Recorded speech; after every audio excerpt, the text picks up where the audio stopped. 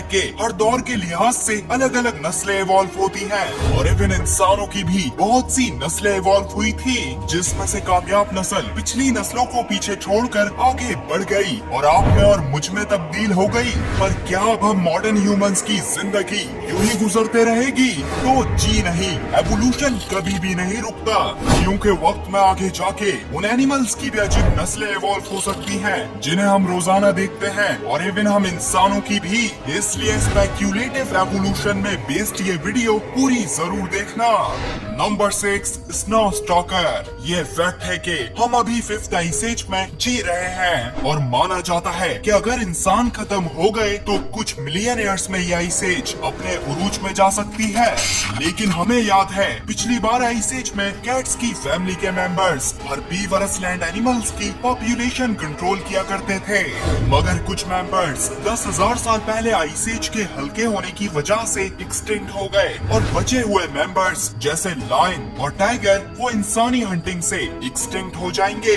इसलिए new ice as तक शायद ही कोई बिग कैट सरवाइव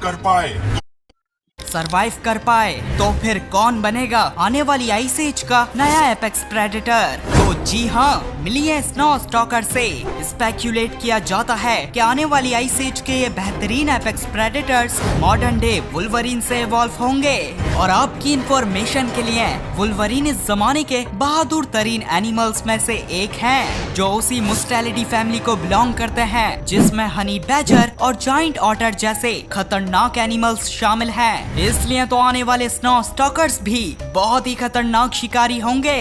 और दोस्तों, स्नो स्टॉकर्स के इवॉल्व होने के काफी ज्यादा चांसेस इसलिए हैं कि वुल्वरीन आर्कटिक रीजन में पाए जाते हैं और आर्कटिक के ज्यादातर एपेक्स प्रेडेटर्स जैसे पोलर बियर्स वगैरह सिर्फ कुछ ही सालों में एक्सटिंक्ट होने वाले हैं। इसलिए नेचर पूरी तरह से पुश करेगा वुल्वरीन को स्नो स्टॉकर जैसे व्हाइट कैमोफ्लेज वाले शिकारी एनिमल में इवॉल्व होने के लिए। Number 5, death ग्लीनर। जिस आइस एज का मैंने अभी जिक्र करा है तो उसी के नतीजे में मॉडर्न डे नॉर्थ अमेरिका ज्यादातर ठंडे डेजर्ट में तब्दील हो जाएगा और स्पेक्यूलेट किया जाता है कि आने वाले इस डेजर्ट में नॉर्थ अमेरिका के वल्चर्स और फेमस बाल्ट ईगल्स कुछ खास कामयाब नहीं हो पाएंगे। इसलिए शिकारी परिंदे और मरे हुए एनिमल्स खाने की एक अहम नीश खाली हो जाएगी और इसी वजह से कुछ ही मिलियन सालों में इवॉल्व होके सामने आएगी इस दुनिया की खौफनाक तरीन उड़ने वाली चीज डेथ ग्लीनर्स। जी हाँ, क्योंकि ये अजीब से एनिमल्स बैट्स से इवॉल्व होंगे। और दोस्तों, इस बात में कोई शक नहीं है कि बैट्स इस जमाने में भी काफी अच्छे से शिकार करना जानते हैं। इसलिए जब ये कुछ मिलियन सालों बाद अपने छोटे साइज से कई गुना बड़े डेथ ग्लीनर्स बनकर आसमानों में राज करेंगे तो उस वक्त ये मैमल्स होने की वजह से और भी कामयाब रहेंगे। Number 4, Martians. वो वक्त दूर नहीं जब इंसानियत मार्स में अपना पहला कदम रखेगी। और हाँ, अगर अर्थ में कोई बड़ी वॉर नहीं हुई तो मार्स को एक्सप्लोर करने के ग्लोबल मिशंस होते रहेंगे और चंद 100 सालों में मार्स काफी हद तक टेराफॉर्म भी हो जाएगा।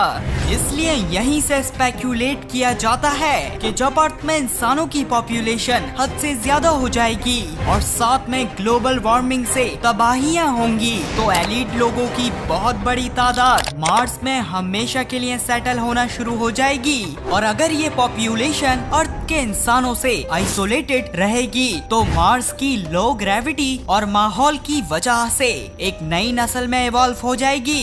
वैसे अगर पिछली नस्लों के एवोल्यूशन के टाइम से स्पेक्यूलेट किया जाए तो इंसानों की एक न्यू सब स्पीशीज मार्स में इवॉल्व होने के लिए 1.5 से 2 लाख साल लगेंगे और फिर उसी से एक पूरी नई स्पीशीज इवॉल्व होने के लिए पूरे 5 लाख साल से भी ज्यादा लग सकते हैं। नंबर 3, रैबक और फैलेंक्स। ये बात बिल्कुल सही है कि तकरीबन 50 मिलियन सालों तक एंटार्क्टिका और साउथ अमेरिका के अलावा तमाम कॉन्टिनेंट्स कॉन्टिनेंटल ड्रिफ्ट की वजह से आपस में जुड़ जाएंगे। इसलिए स्पेक्यूलेट किया जाता है कि इस दौरान बहुत से डिजास्टर्स होंगे जिससे तकरीबन तमाम घास खाने वाले मैमल्स और वो मैमल्स जो इनका शिकार किया करते थे वो उस वक्त तक अपनी एक्सटेंशन तक पहुँचे हुए होंगे। तो फिर दोस्तों, नेचर ने 50 मिलियन ईयर्स के बाद के ग्रासलैंड्स का इकोसिस्टम चलाने के लिए किसे चुना होगा? तो जी हाँ, हम जानते हैं जब भी कोई तबाही होती है तो रैबिट और रैट जैसे छोटे मैमल्स बच जाते हैं। इसलिए रैबिट्स जो इस जमाने में हर्बीवरस हैं, वो आगे जाके रैबक में इवॉल्व हो जाएंगे। ये एनिमल्स बेहतरीन होंगे घास खाने के लिए और इनकी अलग अलग नस्लें होंगी अलग अलग माहौल के हिसाब से। साथ में रैट्स जो इस जमाने में कुछ भी खा लेते हैं, वो आगे जाके वुल्फ साइज्ड फैलेंक्स में इवॉल्व हो जाएंगे और ये फैलेंक्स बड़े मजे से रैबक्स का शिकार किया करेंगे। नंबर 2, स्वाम्पस। माना जाता है 100 मिलियन ईयर्स के बाद मजीद कॉन्टिनेंटल ड्रिफ्ट से अर्थ काफी गर्म हो जाएगी और दोनों पोल्स में जो आइस जमी हुई है वो पूरी तरह से मेल्ट हो जाएगी। इसलिए फिर सी लेवल्स भी हद से ज्यादा बढ़ेंगे और जमीन का हर एक हिस्सा किसी स्वाम्प की तरह दिखाई देगा। इसी वजह से जो खतरनाक समंदर के एनिमल्स हमें आज दिखते हैं वो आने वाले 100 मिलियन ईयर्स में जमीन में भी इवॉल्व हो सकते हैं और इसकी सबसे अच्छी मिसाल होगी स्वाम्पस। जी हाँ, क्योंकि ये जमीन में चलने वाला एनिमल मॉडर्न डे ऑक्टोपस से इवॉल्व होगा। और अगर आपको ऐसा सुन के अजीब लग रहा है तो मैं आपको बता दूं, इस जमाने में भी ऑक्टोपस की बहुत सी नस्लें हैं जो जमीन में चलने के काबिल हैं, पर हाँ, सांस लेने के लिए नहीं। इसलिए फ्यूचर में ऑक्टोपस स्वाम्पस में इवॉल्व होकर जमीन में सांस लेना भी सीख जाएंगे।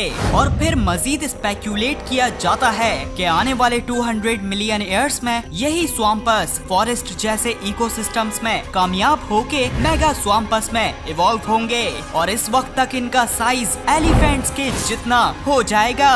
Number 1, future dinosaurs. ये बात तो हम सबको पता है, मॉडर्न बर्ड्स डायनासोर्स से इवॉल्व हुए हैं और चाहे बर्ड्स की 11,000 से भी ज्यादा स्पीशीज हो, लेकिन हर एक बर्ड जैसे चिकन, क्रो या स्पैरो इक्वली रिलेटेड है डायनासोर्स से। पर दोस्तों, क्या मुमकिन है फ्यूचर में डायनासोर्स अपने रिलेटिव्स बर्ड्स से इवॉल्व हो जाएं? तो देखो, बर्ड्स कभी भी सौरोपॉड्स या ट्राइसेराटॉप्स जैसे डायनासोर में तो इवॉल्व नहीं हो सकते, क्योंकि तमाम बर्ड्स के पास सिर्फ 2 ही पैर होते हैं, बिल्कुल अपने एंसेस्ट्रल थेरोपॉड डायनासोर की तरह। इसलिए बर्ड्स सिर्फ अपने एंसेस्टर्स के रिलेटिव्स जैसे वेलोसिरैप्टर, थेरिजिनोसॉरस या टीरेक्स जैसे दिखने वाले डायनासोर्स में ही इवॉल्व हो सकते हैं। वेल, स्पेक्यूलेट किया जाए तो फ्यूचर में जब इंसान क्रिस्पर जैसी टेक्नोलॉजी में बेहतर हो जाएंगे तो फिर हम कुछ बर्ड्स को होस्ट चुनकर उनके एग में क्रिस्पर के जरिए जीन एडिटिंग करके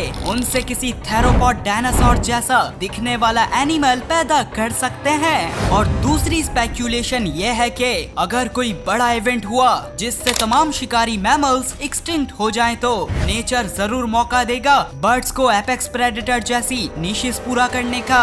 इसलिए उस वक्त कन्वर्जेंट एवोल्यूशन की वजह से चंद मिलियन सालों में टीरेक्स जैसे दिखने वाले बर्ड्स भी इवॉल्व हो सकते हैं। वैसे कुछ ऐसा ही हुआ था जब साउथ अमेरिका में डायनासोर्स के जाने के बाद एपेक्स प्रेडेटर की नीश खाली हो गई थी, जिसके नतीजे में टेरर बर्ड्स जैसे खतरनाक बर्ड्स इवॉल्व हो गए थे। और मानो ये ऐसा ही था कि टीरेक्स का दोबारा जन्म हो गया हो।